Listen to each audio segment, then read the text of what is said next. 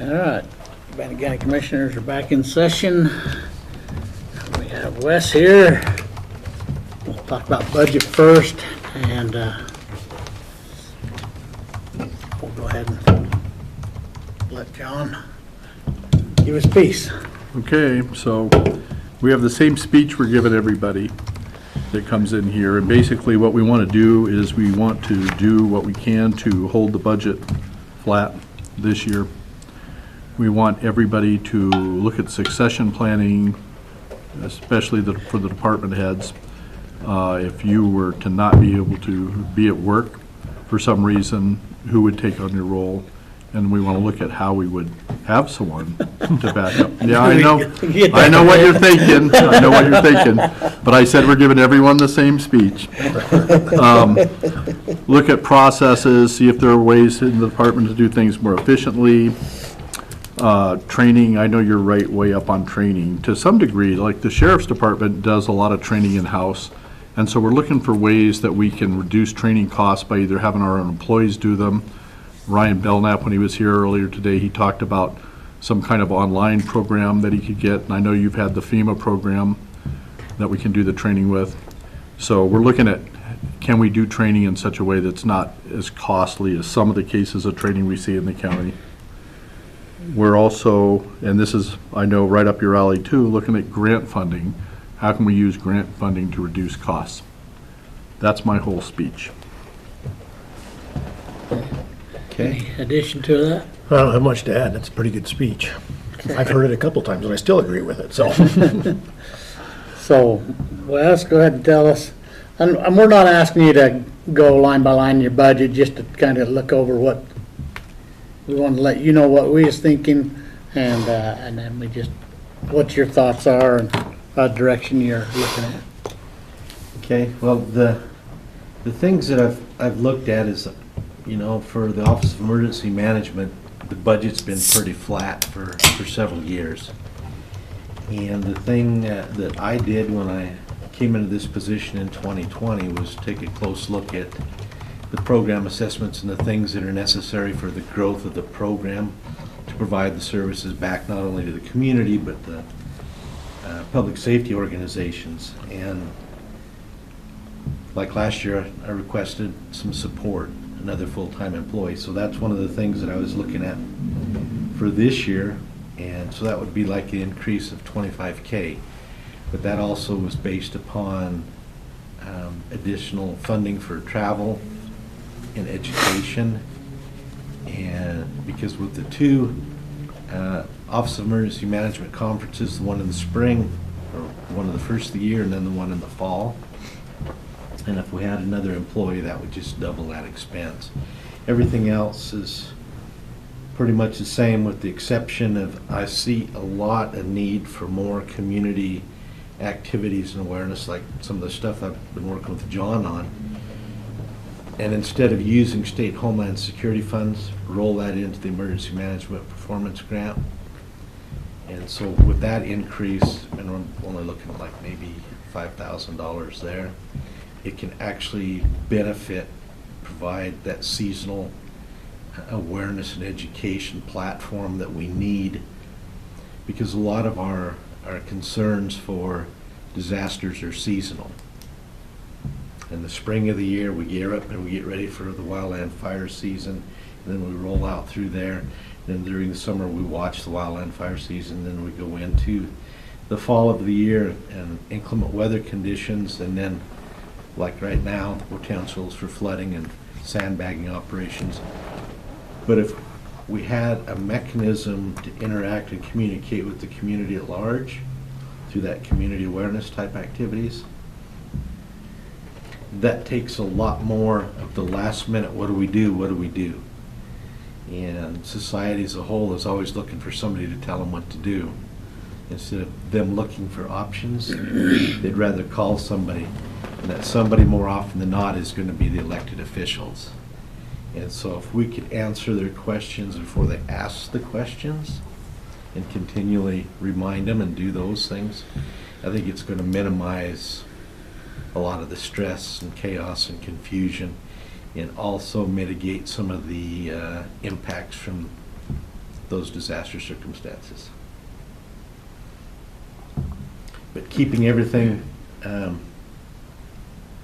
a tight budget and close is one of the things that I strive to do, and I try to improve the efficiency and operations of a lot of the emergency response activities and the things that we do, because we can minimize and improve the efficiencies across the board. Succession roles, that's a tough one, because in my department there's the three of us, me, myself, and I, and we do everything from A to Z. And right now I'm working on 62 different projects.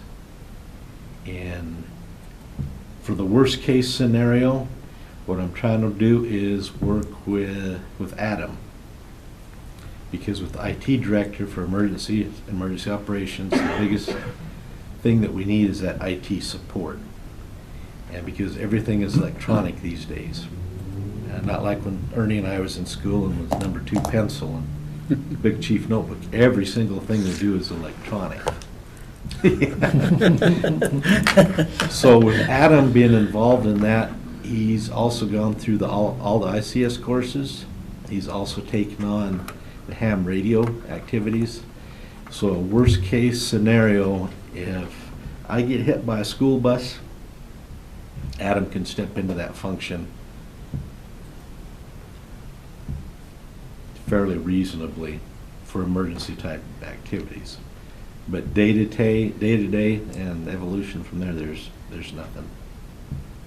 Because it's really, really difficult to get people to pick up additional job responsibilities and tasks that are not associated with their position description or their job description, because it all goes back to that funding and the tasks that they try to do. So when you try to bring more on, it's difficult.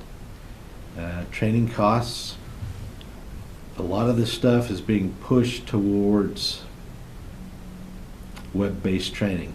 I'm not a fan of web-based training because you can't interact. You walk away with knowledge, but you don't necessarily have the skills.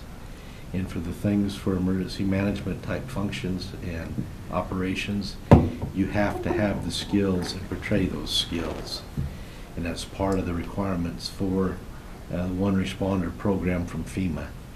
Everything that we do in emergency management is identical to what's being done with fire departments. They have to go through their certifications before they can be a firefighter. Same thing with law enforcement. They have to go through post academy. It's the exact same thing with emergency management. But unfortunately, not a lot of people understand and know that. It's like, hey, John, you were in the military, you peeled potatoes, you can run the emergency management program. And it doesn't work that way. So we need to increase that training, and there's a lot of the things that I thought people knew and understood, but they don't. And so that's kind of like, we need to assess the current capabilities and see how we can actually line those out. I think I've got about 8 different classes and courses I've got scheduled for this year, so I'm working with the Portland Health and Trust Group to get some of those things in place to move forward. Grant funding, that's the key that we've been working from for centuries, but one thing that I'd like us to try to work towards is the Fortune 500 companies and angel groups, a lot of the large organizations and businesses within not only Bannock County but southeast Idaho could provide that support and assistance for onesie-twosie projects or the involvement and execution of long-term activities. And that's not something that's normally implemented for emergency management. But that success is contingent upon being a part of the chamber, finding out who's out there, and then have a champion to interface with them, say, this is what we're looking at, can you support us, can you help us? Because a lot of the donations and things that come in for like the Portland of Trust,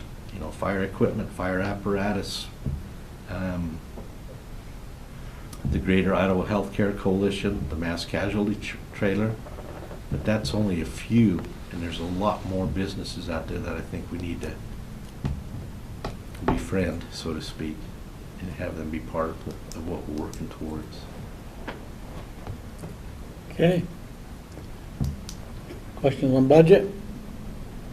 With respect to the grant, I think your position is partially funded through a grant.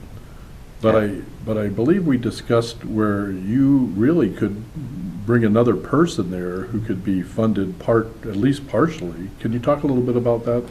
Yeah, what the Homeland Security Program does is they offer two different grants. One is a state Homeland Security grant, and that's where we provide funding to each one of the public safety organizations for equipment, resources, training, drills, exercises, and that list. The second is the Emergency Management Performance Grant, which funds 50% of my position. And so that other 50% comes from the county, and it's a match amount. And what we've consistently done for the last several years is turned back to the state about 50K. And that 50K could be used to fund partially another individual, Yes, could actually fund the full position. a full position. Okay.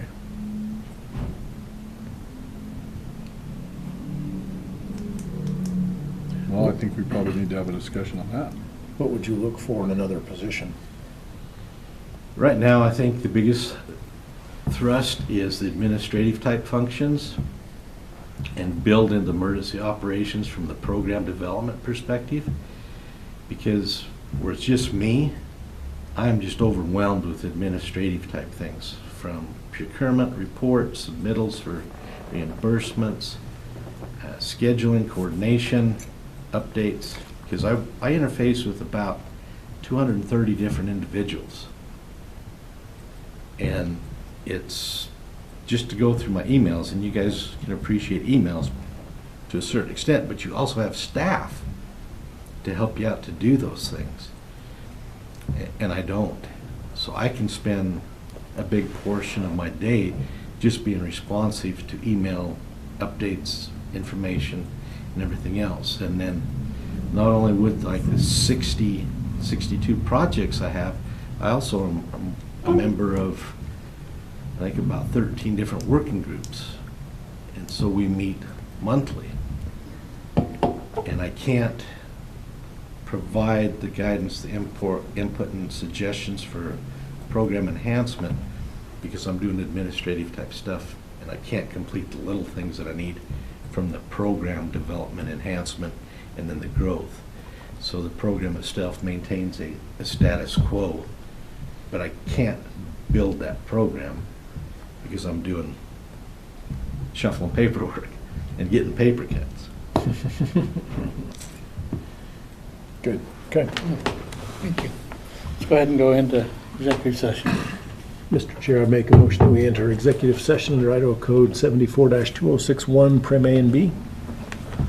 Commissioner Huff, Yes. Commissioner Moser, Yes. Commissioner Crowder. Yes. Robertson.